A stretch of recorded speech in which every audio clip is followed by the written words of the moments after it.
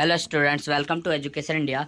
तो जो ये वीडियो होने वाली है वो होने वाली कंपनी लॉ के lesson number 3 types of companies का पार्ट 2, ठीक है, जिसके अंदर हम डिस्कस करने वाले हैं classification on the basis of number of members, यानी कितने नंबर ऑफ मेंबर्स हो सकते हैं कंपनी में, उसके बेस पे हम इसमें डिस्कस करने वाले क्लासिफिकेशन ऑफ कंपनी। हमने प्रीवियस क्लास में क्या क्या डिस्कस किया था। पहला हमने इंट्रोडक्शन डिस्कस किया था, ठीक है, कि आप लोगों में से अगर किसी ने ना देखा हो तो उसका जो लिंक है मैं लास्ट में डाल दूंगा वीडियो के एंड में। अब वहाँ से पहले उसे जाके देखना, ठीक है, और वो आपको प्लेलिस्ट में मिल जाएगी। पहले आप उस वीडियो को देखना, पार्ट 1 को देखना, फिर देन आप इसमें आ सकते हो, ठीक है। और हमने डिस्कस किया था company on the basis of formation, ठीक है, या इनकॉर्पोरेशन, जिसमें हमने 3 तरह की कंपनी पढ़ी थी। पहला थी रजिस्टर्ड कंपनीज, दूसरी थी स्टैच्यूरी कंपनीज, तीसरी थी चार्टर्ड कंपनीज। अगर आपको इन तीनों कंपनीज के बारे में डीपली जानना है तो आपको इसका पार्ट 1 देखना पड़ेगा। पार्ट 1 में इनको डीपली डिस्कस किया है। तो आज हम डिस्कस करेंगे 4 कंपनीज के बारे में, जो होने वाली है public company, private company, small company और ओपीसी, यानी 1% कंपनी से ओपीसी भी कहते हैं, शॉर्ट में से ओपीसी कहते हैं, ठीक है। तो सबसे पहले हम डिस्कस करते हैं पब्लिक कंपनी की। भाई देखो, जो पब्लिक कंपनी होती है वो क्या होती है। कुछ लोग होते हैं जो पब्लिक कंपनी को एज ए गवर्नमेंट कंपनी भी ट्रीट करते हैं, यानी कहते हैं कि भाई देखो, जो सरकारी कंपनी है या बोलो जो गवर्नमेंट कंपनी है वही पब्लिक कंपनी है, ठीक है। कुछ लोग ऐसा मानते हैं, लेकिन नहीं, जो पब्लिक कंपनी और जो गवर्नमेंट कंपनी से ना, वो दोनों अलग अलग कंपनीज होती है, ठीक है, अलग अलग इनकॉर्पोरेटेड बॉडीज है वो, ठीक है, और वो जो है सेम नहीं होती। यानी पब्लिक कंपनी अलग होती है, गवर्नमेंट कंपनी अलग होती है, ठीक है, सार्वजनिक अलग होती है और सरकारी अलग होती है, ठीक है। अब बात डिस्कस कर लेते हैं पब्लिक कंपनी होती क्या है। देखो, अब देखो, according to section 2 subsection 71 of Companies Act 2013, public company is a company which, यानी पब्लिक कंपनी वो कंपनी है which is not a private company, जो प्राइवेट कंपनी नहीं है, ठीक है। अब आप बोलोगे ये डेफिनेशन क्या है कि is not a private company. ये हमको पता है कि जो प्राइवेट कंपनी नहीं है वो पब्लिक कंपनी है, लेकिन ये जो है सेक्शन के हिसाब से ही डेफिनेशन है। आपको जो स्टूडेंट्स पूछेंगे कि अगर हम इस डेफिनेशन को एग्जाम में लिख के आए तो हमारे मार्क्स कटेंगे या नहीं कटेंगे, तो देखो ये जो है सेक्शन के हिसाब से है डेफिनेशन। इसको आप एडिटिव लिख के आना, आपके एक भी मार्क्स नहीं कटने वाले हैं अगर आप डिट्टो लिख के आते हो, ठीक। आपको सिंपल लिखना है। अगर बोलते डिफाइन द पब्लिक कंपनी या what do you mean by public company, तो सीधा लिखना public company is a company which is not a private company. सीधी बात है, पब्लिक कंपनी वो कंपनी होती है जो प्राइवेट कंपनी नहीं है, बात खत्म, ठीक है। इसका दूसरा देख ले, has minimum paid up share capital, जिसकी minimum paid up share capital 5 lakh या उससे हायर जो भी प्रिस्क्राइब होती है ना एमओए एओए के अंदर, उतनी हो तो हम कह सकते हैं पब्लिक कंपनी है। और जिसके पास 7 या उससे ज़्यादा मेंबर्स हो वो भी एक पब्लिक कंपनी हो सकती है। तो अगर आपकी डेफिनेशन आती है एग्जाम में कि what do you mean by public company, तो आपको सीधा लिखना है public company is a company which is not a private company it has minimum paid up share capital of rupees 5 lakhs and such higher paid up capital may be prescribed, ठीक है। उसके बाद आपको लिखना है and it has 7 or more members in the company, ठीक है। आपको ये लिख के आना है अगर आपके इसमें डेफिनेशन आती है, ठीक है। सिंपल है, आपको समझ में आया होगा कि जो प्राइवेट कंपनी नहीं है वो पब्लिक कंपनी है, जिसका पेड अप शेयर कैपिटल कम से कम 5 लाख या उससे जब भी ज़्यादा जो भी प्रिस्क्राइब होता है वो होना चाहिए, प्लस 7 या उससे ज़्यादा मेंबर्स हो तो वो पब्लिक कंपनी होती है। The company can invite the public for subscription of shares of debenture, यानी जो कंपनी है ना, जो भी पब्लिक कंपनी है, ओनली पब्लिक कंपनी की बात कर रहे हैं भैया, जो पब्लिक कंपनी है वो पब्लिक को इनवाइट करती है, उनको इनविटेशन देती है कि भाई तुम आओ, हमारी जो कंपनीज की सिक्योरिटीज है, ठीक है, उनको सब्सक्राइब करो। सिक्योरिटीज मीन्स आप कह सकते हो शेयर्स है, डिवेंचर्स है, बॉन्ड्स है, ये सब क्या है, कंपनी की सिक्योरिटीज होती है। तो ये पब्लिक को फ्रीली, यानी फ्रीली, देखो मैंने एक वर्ड बोला फ्रीली, फ्रीली मतलब है फ्री होके, ठीक है, अपने आप से कहीं किसी भी पर्सन को, यानी फ्रीली वो पर्सन को या पब्लिक को इनवाइट करती कि भाई तुम आओ और हमारे कंपनी के जितनी सिक्योरिटी से उनको सब्सक्राइब करो, उनको खरीदो, ठीक है।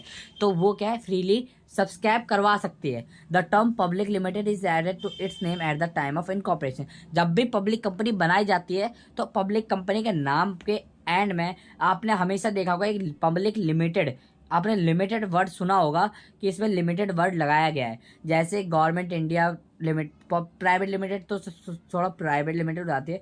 जैसे मैं आपको एक नाम गूगल पे दिखा देता हूँ पब्लिक कंपनी के नाम। ये देखो कुछ पब्लिक कंपनीज के एग्जाम्पल्स है, ठीक है, जो हमने गूगल से लिए थे। जिसमें पहला है इंडियन ऑयल कॉरपोरेशन लिमिटेड, ठीक है, इंडियन ऑयल कॉरपोरेशन लिमिटेड। दूसरा है भारत पेट्रोलियम कॉरपोरेशन लिमिटेड।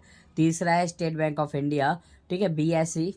चौथा है हिंदुस्तान पेट्रोलियम कॉरपोरेशन लिमिटेड। और पांचवा है oil natural gas corporation limited, ठीक है। और सबके आपने नोटिस किया हो तो सबके जितनी भी कंपनीज के नाम है, 4-5 कंपनीज है, उन सबके पीछे लिमिटेड वर्ड जुड़ा हुआ है। तो यही होता है जो पब्लिक कंपनी होती है उसके नाम के पीछे, यानी जो इसका नेम होता है उसके वर्ड के पीछे लिमिटेड वर्ड हमेशा होता ही है, जिससे आप आसानी से आइडेंटिफाई कर सकते हो कि ये कौन सी है, पब्लिक कंपनी है या प्राइवेट कंपनी है, ठीक है। आप इससे, या OPC है, आप इससे क्या है इसका आइडेंटिफिकेशन कर सकते हो। हम आगे डिस्कस करेंगे और कंपनीज में कि उनके पीछे क्या क्या लगाया जाता है, ठीक है। और आपकी जो पब्लिक कंपनी होती है उसके पीछे लिमिटेड LTD लिख सकते हैं, पूरा लिमिटेड लिखा जाता है, ठीक है। जिसके पीछे भी आपको लिमिटेड मिल जाए उसका मतलब समझ लो कि ये पब्लिक कंपनी होती है, ठीक है। तो ये जो कंपनीज मैंने आपको अभी दिखाई हैं ये सारी पब्लिक कंपनी होती है, ठीक है। अब देखो यहाँ पे there is no restrictions on the, अब आगे बढ़ते हैं, there is no restrictions on the maximum number of member, यानी यहाँ पे कोई लिमिट नहीं है कि भाई तुम्हें इतने मेंबर्स रखने ही रखने, इतने ही रखने, सिर्फ इससे ज़्यादा तुम नहीं रख सकते, ठीक है। इतना तो है कि भाई तुम्हें इतने तो रखने पड़ेंगे वरना तुम कंपनी आगे नहीं बढ़ा पाओगे, यानी तुम कंपनी को आगे नहीं चला पाओगे। आपको मैक्सिमम 7 तो होने चाहिए मिनिमम, ठीक है। मैक्सिमम आप कितने भी रख सकते हो, अनलिमिटेड। पब्लिक कंपनी के अंदर कोई ऐसी लिमिट नहीं है कि भाई तुम्हें इतने % ही रखने हैं, तुम कितनी भी लिमिट पार कर सकते हो, ठीक है। जैसे प्राइवेट कंपनी में आई थिंक 200 होता है, उसमें लिमिटेड हो कि भाई तुम 200 से ज़्यादा मेंबर्स नहीं रख सकते, लेकिन पब्लिक कंपनी में ऐसा नहीं है। पब्लिक कंपनी में अनलिमिटेड आप मेंबर्स रख सकते हो, 7 और मोर मेंबर्स, यानी इसमें 7 के बाद कोई भी यहाँ पे कोई काउंटेबल एंट्री नहीं है, ठीक है। यहाँ पे बोलते हैं मोर, मोर यानी ज़्यादा, कितना भी हो सकता है वो नंबर, ठीक है। यहाँ पे कोई रिस्ट्रिक्शन नहीं होती। As per the provisions of Companies Act 2013, Companies Act 2013 के प्रोविजन के अकॉर्डिंग अगर हम देखें तो a company which is a subsidiary of a company not being a private company, ठीक है। सिंपल देखो क्या कह रहा है, a company which is a subsidy of a company, वो एक ऐसी वो कंपनी जो किसी और कंपनी की एक सब्सिडरी है, not being a private company, वो एक प्राइवेट कंपनी नहीं हो सकती है। Shall be deemed to be a public company, only public company ही किसी कंपनी की सब्सिडी कंपनी बन सकती है। हमने समझने वाले हैं होल्डिंग और सब्सिडी कंपनी भी, ठीक है। लास्ट टॉपिक होगा ये हमारा, उसमें हम पढ़ेंगे होल्डिंग और सब्सिडी। तो एक तरह से बता दो, सब्सिडी कंपनी जो है एक तरह से चाइल्ड कंपनी हम कह सकते हैं, ठीक है। चाइल्ड कंपनी हो जैसे और होल्डिंग जो है पेरेंट कंपनी होती है। चाइल्ड कंपनी या सब्सिडी कंपनी वो कंपनी होती है जो किसी और कंपनी द्वारा कंट्रोल की जाती है, चाहे उसके पास मेजॉरिटी ऑफ शेयर्स हो, चाहे वो किसी भी तरह उसकी हो सकती है, ठीक है। अब company continue to be a private company in AOA, ठीक है। Company as a private company continue हो सकती है AOA के अकॉर्डिंग। ये था पूरा पब्लिक कंपनी का कॉन्सेप्ट। अब हम डिस्कस करते हैं प्राइवेट कंपनी का, कि भाई प्राइवेट कंपनी क्या होती है। अभी हमने पब्लिक कंपनी की डेफिनेशन जान ली है। अब सिमिलरली अगर हम देखें तो प्राइवेट कंपनी के जो डेफिनेशन है वो भी बहुत ईजी है, ठीक है। To section 2 sub section 68 of Companies act, यानी जो हम यहाँ पे डेफिनेशन वगैरह पढ़ेंगे वो कंपनीज एक्ट के अकॉर्डिंग ही पढ़ेंगे। Private company means a company having minimum paid of share capital में बी प्रिस्क्राइब, यानी जितनी भी prescribe paid of share capital है अगर उतनी होती है तो ये प्राइवेट कंपनी होती है, ठीक है। पहला point, restrict the right to transfer its share, restriction is basically to preserve the private character of the company, यानी जो भी हमारे कंपनी है ना प्राइवेट कंपनी, उसको रिस्ट्रिक्शन होती है, ठीक है, कि वो right to transfer its shares, यानी वो अपने शेयर्स के रूप में राइट्स को जो है ना कम ट्रांसफर करे, ठीक है। उनको कुछ रिस्ट्रिक्शंस होती है, वो किन किन को करेंगे वो हम आगे डिस्कस करने वाले। तो इतना जान लो कि इनको ये जो है फ्रीली नहीं कर सकते ट्रांसफ़र, इनको कुछ रिस्ट्रिक्शंस होती है और इनको अपने नाम के पीछे प्राइवेट लिमिटेड वर्ड जुड़वाना पड़ता है, तभी माना जाता है कि ये प्राइवेट लिमिटेड कंपनी होती है, ठीक है। दूसरा पॉइंट है मिनिमम नंबर ऑफ मेंबर, यानी 200 नंबर ऑफ मेंबर हो सकते हैं, एक्सेप्ट OPC यानी 1% कंपनी, उसमें से एक ही मेंबर होता है और 1% कंपनी एक तरह से इंजॉय करती है, जितने भी फीचर्स होते हैं वो सारे इंजॉय करती है किसके, प्राइवेट कंपनी के, ठीक है।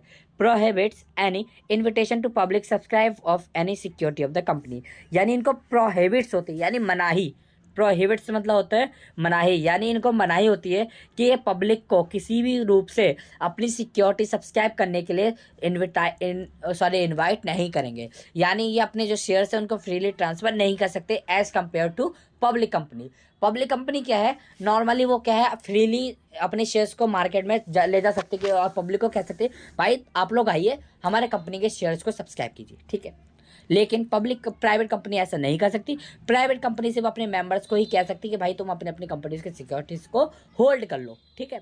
Minimum number of member are 2, यानी इसमें मिनिमम 2 होने चाहिए और मैक्सिमम 200 होने चाहिए। 200 से ज़्यादा नहीं होने चाहिए और 200 से कम नहीं होनी चाहिए, ठीक है। वेयर 2 मोर पर्सन होल्ड 1 और मोर शेयर्स, जहाँ पे एक पर्सन एक या उससे ज़्यादा शेयर्स भी होल्ड कर सकता है, कितने भी वो कर सकता है। जितने होल्ड करेगा उसकी ऑनरशिप, उससे राइट उस कंपनी में उतना बनता रहेगा, ठीक है। अब इसके अंदर देखो, it's counting this number the person, यानी कौन कौन से पर्सन इसके एक्सक्लूड होते हैं, यानी कौन कौन से पर्सन इसमें नहीं आते।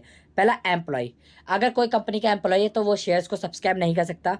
दूसरा, person who were formerly employees of the company while that employment is continue member after the employment cease, यानी उसकी जब एम्प्लॉयमेंट सीज हो जाती है तो उसके बाद या कंपनी को छोड़ने के बाद वो उनके जो सिक्योरिटी है उनको सब्सक्राइब नहीं कर सकता। द रिक्वायरमेंट ऑफ 1 लाख और more made up paid up minimum paid up share capital 1 lakh या उससे ज़्यादा जो भी प्रिस्क्राइब होती है वो यहाँ पे होनी चाहिए, ठीक है।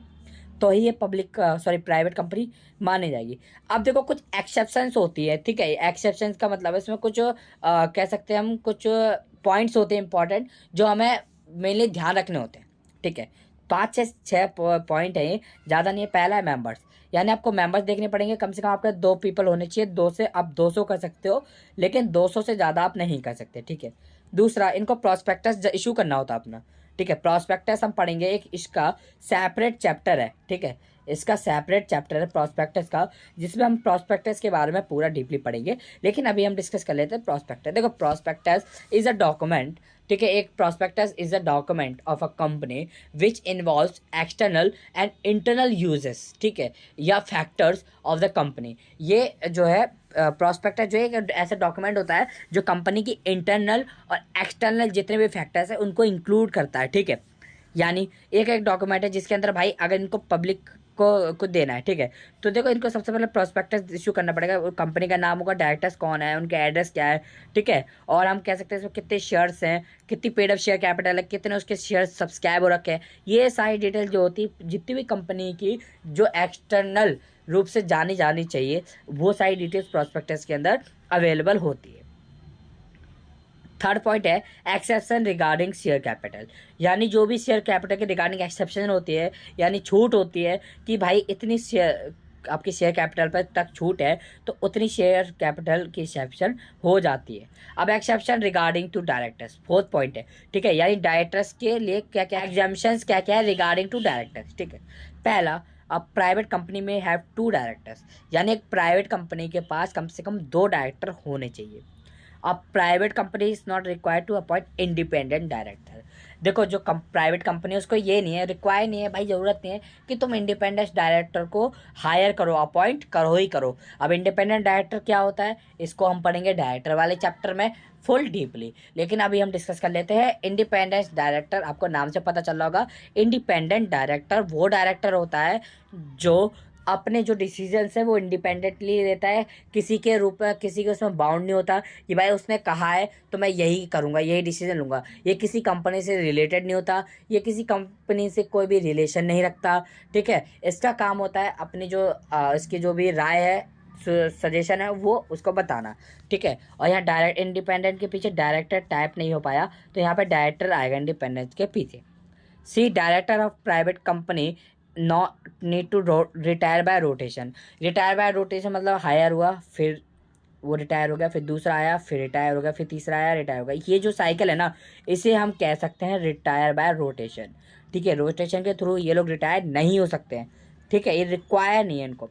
Public holding an office profit can be appointed as director of a company without passing as resolution, यानी जो भी कंपनी है, ठीक है, अगर वो ऑफिस चेंज करते हैं या किसी भी डायरेक्टर को अपॉइंट करते हैं ना, तो बिना स्पेशल रेजुलेशन पास किए वो किसी भी डायरेक्टर को अपॉइंट नहीं कर सकते हैं। अब स्पेशल रेजुलेशन क्या होता है, हम इसको भी पढ़ेंगे, इसका भी एक प्रॉपर सेपरेट चैप्टर है। स्पेशल रेजुलेशन एक ऐसी रेजुलेशन होता है जो एक मीटिंग में, जनरल मीटिंग में पास किया जाता है, जिसके अंदर डिटेल्स होती है, भाई हम इस डायरेक्टर को, इस पर्सन को डायरेक्टर के रूप में अपॉइंट करेंगे, इसकी इतनी रेम्यूनरेशन वगैरह होगी, इसकी ये ड्यूटी होगी, ठीक है। तो ये सब इसमें होती है। वो फिर उसमें सबसे सहमति ली जाती है कि भाई कितने लोग सहमत है, ठीक है। The provision excluding the an interested director from participating, यानी जो भी डायरेक्टर्स के लिए वोटिंग होती है ना, board presiding does not apply to private public. Directors के लिए वोटिंग होती है कि भाई कौन कौन से इंटरेस्टेड हैं, जो डायरेक्टर बनना चाहते हैं, उनको एक्सक्लूड कर देना कि भाई इनको हम डायरेक्टर नहीं बनाएंगे। जो जो इंटरेस्टेड है बोलेगा भाई मैं इंटरेस्टेड हूँ, तो उसको बोलेंगे भाई तुम डायरेक्टर नहीं बन पाओगे, ठीक है। अब exception regarding number of director, हमने रिगार्डिंग पूछा था यहाँ, उसके लिए अब इसके कितने नंबर्स हो सकते हैं वो देखते हैं।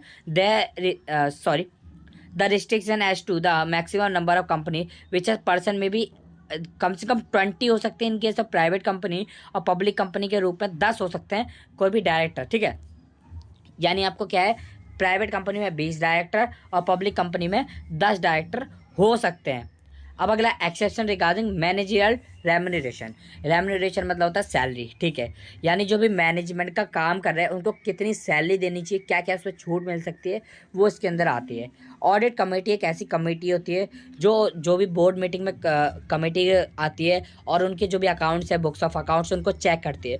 ये रिक्वायर नहीं होता कि प्राइवेट कंपनीज को ऑडिट के लिए अपॉइंट करे ही करे, ठीक है। अब डिस्कस करते हैं स्मॉल कंपनी। स्मॉल मतलब होती है छोटी कंपनी, ठीक है। अब स्मॉल कंपनी क्या होती है, section 2 sub section 85 of Companies Act 2013 defines a small company as a small company means a company other than a public company, sorry. यानी स्मॉल कंपनी वो कंपनी होती है जो अदर देन होती है, यानी पब्लिक कंपनी के अलावा, ठीक है, इसके अलावा, जिसकी paid of share capital 50 lakh से यानी 50 लाख से एक्सीड नहीं करती। एक्सीड का मतलब उसके क्रॉस नहीं करती कि भाई 50 लाख की लिमिट है, अगर वो उसको एक्सीड नहीं करती तो वो स्मॉल कंपनी होती है, ठीक है। यानी आप कह सकते हो जिसकी 50 लाख से पेड ऑफ शेयर कैपिटल कम होती है वो स्मॉल कंपनी होती है। और turnover of which as per profit and loss account immediately preceding financial year does not exceed 2 crore, या उसका जो प्रॉफिट है वो प्रीसीडिंग ईयर में 2 करोड़ से ज़्यादा का नहीं होना चाहिए, तो हम बोलेंगे कि भाई ये स्मॉल कंपनी होती है, ठीक है। सिंपल है कि स्मॉल कंपनी वो कंपनी होती है जिसकी paid of share capital 50 lakh से कम होती है और 2 करोड़ से उसका प्रॉफिट कम होता है, वो होती है स्मॉल कंपनीज, ठीक है। Providing that nothing in this section shall be apply, यानी कौन कौन सी इस सेक्शन में कौन कौन सी कंपनी में कोई भी प्रोविजन अप्लाई नहीं होता। पहला पब्लिक कंपनी, दूसरा होल्डिंग और सब्सिडी कंपनी का जो भी केस होता है वो इस पर अप्लाई नहीं होता। रजिस्टर्ड नहीं हो सकता ये अंडर सेक्शन 8, और ये बॉडी कॉर्पोरेट नहीं होते जो स्पेशल एक्ट द्वारा गवर्न की जाती है, ठीक है। अब देखो टर्नओवर क्या होता है, आपने वर्ड सुना होगा टर्नओवर, तो वर्ड होता क्या है। Turnover here means an aggregate value of realisation of amount from the sale, यानी वो अमाउंट जो हमें किसी वस्तु को या किसी भी थिंग को, किसी भी गुड्स को बेचने पे यानी सेल करने पे मिलता है, या प्रॉफिट बोल सकते हैं उसे हम क्या कहते हैं, टर्नओवर कहते हैं। कि भाई जितना हमारा गुड्स बिकेगा उतना ज़्यादा हमारा टर्नओवर होगा। Supply and distribution of goods account of services render both, ठीक है। किसी भी फाइनेंशियल ईयर में आप अगर कर रहे हो तो उसे हम कहते हैं टर्नओवर कहते हैं, ठीक है। अब इसके कुछ साइलेंट फीचर होते हैं। क्या होता है, पहला प्राइवेट कंपनी, ये एज अ क्लासीफाई होता है प्राइवेट कंपनी की, भाई जो स्मॉल कंपनी होती है वो as a private company work करती है, यानी प्राइवेट कंपनी ही होती है, बट उसकी जो पेड अप शेयर कैपिटल होती है वो 50 लाख से कम होती है। दूसरा types of companies, holding company और subsidy company, charitable company, government company may not be classified mention as the small company. यानी जो ये कंपनीज हैं जिसमें होल्डिंग आती है, सब्सिडी आती है, चैरिटेबल आती है, गवर्नमेंट कंपनीज आती है, ये सारी कंपनीज स्मॉल कंपनी के रूप में क्लासिफाई नहीं की जाती, इनको मेंशन ही नहीं किया जाता कि ये स्मॉल कंपनीज है, ठीक है। स्टेटस ऑफ द कंपनी, अब इस कंपनी का स्टेटस क्या होता है, ठीक है। इसका जो स्टेटस है वो चेंज होता रहता है, क्योंकि इसकी जो टर्नओवर है वो भी चेंज होती रहती है, और जो इसकी पेड ऑफ शेयर कैपिटल वो तो इंस्टेंट कॉन्स्टिटेंट ही रहती है, कि कंसिस्ट रहती है, ठीक है। In case of gradual growth of business, अगर इनके बिजनेस में ग्रोथ होती है तो क्या वो किसी और कंपनी में कन्वर्ट हो सकती है। When there is gradual growth in business if company cross any threshold limit provided either pairs the share capital and company give status of small company, all benefit granted to for such companies. यानी अगर small company ने 50 लाख से ज़्यादा paid up share capital हो जाती है, या 2 करोड़ से ज़्यादा टर्नओवर हो जाता है किसी भी फाइनेंशियल ईयर में, किसी भी प्रीसीडिंग फाइनेंशियल ईयर में, तो ये इसको जो इसके स्टेटस है ना वो स्मॉल कंपनी का होगा, बट जो उसको बेनिफिट होगा वो किसी और कंपनी का दिया जाएगा जिसका एक क्रॉस कर रही होगी। ठीक है, criteria for qualifying as a small company, small company को क्वालिफाई करने के लिए क्राइटेरिया होता है वो ये है। ठीक है, आप इसको पढ़ लेना। अब बात करते हैं हम स्पेशल प्रोविजंस है, कुछ हमारे 2 टॉपिक रह गए। ठीक है, स्पेशल प्रोविजंस होते हैं एंड एक्सेप्शन होती है। क्या क्या होती है? पहला, signing of annual return, company secretary can sign annual return as a small company alone, यानी किसी भी स्मॉल कंपनी में जो भी एनुअल रिटर्न फाइल की जाती है उसके लिए मेनली सीएस सिग्नेचर कर सकता है। ठीक है, और किसी के सिग्नेचर की रिक्वायरमेंट नहीं होती in case there is no company security sign by single director of the company. अगर स्मॉल कंपनी में सीएस भी नहीं है, यानी कंपनी सेक्रेटरी भी नहीं है, तो ये क्या करेगा, इसमें जो एक उसका सिंगल डायरेक्टर होगा वो भी साइन कर सकता है एनुअल रिटर्न में। दूसरा, बोर्ड मीटिंग, इनको जो पहली बोर्ड मीटिंग है वो 6 महीने में बुलानी पड़ेगी, फिर उसके बाद 6 महीने बाद होगी, और इसको 90 डेज का गैप रखना पड़ेगा हर बोर्ड मीटिंग के बिटवीन में। फाइनेंशियल स्टेटमेंट, यानी इनको जो है फाइनेंशियल स्टेटमेंट इनको कैश फ्लो इंक्लूड करनी नहीं पड़ेगी। ठीक है, एक्सक्लूड होता है कि भाई ये कैश फ्लो नहीं बनाएंगे, ये प्रॉपर बैलेंस शीट बनाएंगे, पीएनएल बनाएंगे, लेकिन इनको रिक्वायरमेंट नहीं है कि भाई ये कैश फ्लो स्टेटमेंट भी बनाए। रोटेशन ऑफ ऑडिटर्स, ऑडिटर्स मतलब वो पर्सन जो ऑडिट करते हैं, चेक करते हैं। ठीक है, provision regarding mandatory rotation of, ठीक है, इसके कुछ 5 साल होता है, 5 साल बाद या इसको 10 साल भी आप कर सकते हो, लेकिन 10 साल तक के बाद एक ऑडिटर नहीं रह सकता, उसको आपको चेंज करना पड़ेगा। Matter included in board report, जो भी मैटर होगा बोर्ड रिपोर्ट के अंदर इंक्लूड, वो आपको फॉलो करना पड़ेगा। इंटरनल फाइनेंशियल कंट्रोल, जो इंटरनल फाइनेंशियल कंट्रोल होगा वो मेनली किससे होगा? ऑडिट रिपोर्ट से होगा कि भाई कितनी आपकी टर्नओवर गई है, ठीक है, और कितना आपका सेल है, कितनी कॉस्ट है, कितना एक्सपेंस है, ये सब ऑडिटर्स रिपोर्ट से पता चल जाएगा आपको। ठीक है, lesser penalties of small companies, जो है स्मॉल कंपनीज के अंदर सेक्शन 446B के अकॉर्डिंग लेसर पेनल्टी, अगर वो कुछ भी करने में फेल हो जाती है तो उसको जो है पेनल्टी जो कम देनी पड़ती है अदर देन कंपनी। ठीक है, तो इनको जो है ये सारी छूट्स मिलती है। अब हम डिस्कस करते हैं 1% कंपनी। 1% कंपनी मीन्स होता है ओपीसी। ओपीसी मतलब एक ऐसी कंपनी जिसको एक ही पर्सन रन करता है, वही डायरेक्टर होता है, वही मेंबर होता है। ठीक है, Section 2, subsection 62 of Companies Act 2013 defines 1% company as a company which has only one person as the member, यानी जिसके पास एक मेंबर है, ठीक है, या एक पर्सन है मेंबर के रूप में, तो वो 1% कंपनी कहलाती है। Members of a company are subscribe to MOA, ठीक है, एमओए द्वारा मेंबर सब्सक्राइब किया जाता है, और उसके जो शेयर होल्डर है, ठीक है, OPC effectively a company that has only the shareholders its member in OPC legal financial liabilities is limited to the company only that person, यानी इसमें एक ही पर्सन होता है, जितनी भी लाइबिलिटीज होती है लिमिटेड सब इसी पर्सन पे होती है, फाइनेंशियल जितनी भी लाइबिलिटीज सब इसी पे होती है, लीगल जो भी होता है सब इसी पे होता है। जो एमओए के अंदर यही होता है कि भाई यही एक डायरेक्टर है, यही उसका मेंबर है, पर्सन है, बस that's it. This companies are generally created, यानी ये सिर्फ ये क्रिएट किए जाते हैं founder promote of business entrepreneurs who lies in the earlier stage, यानी जब ये शुरू होती है एक तरह से सोल प्रोप्राइटरशिप होती है, बट इसमें जो भी एडवांटेज मिलता है ना वो, और जो भी एक्सेप्शंस होती है वो सारी प्राइवेट कंपनी की होती है, यानी ये होती तो ऐसा सोल प्रोप्राइटर है बट इसको प्राइवेट कंपनी ट्रीट कर सकते हैं। ठीक है, यानी प्राइवेट कंपनी भी ओपीसी हो सकती है।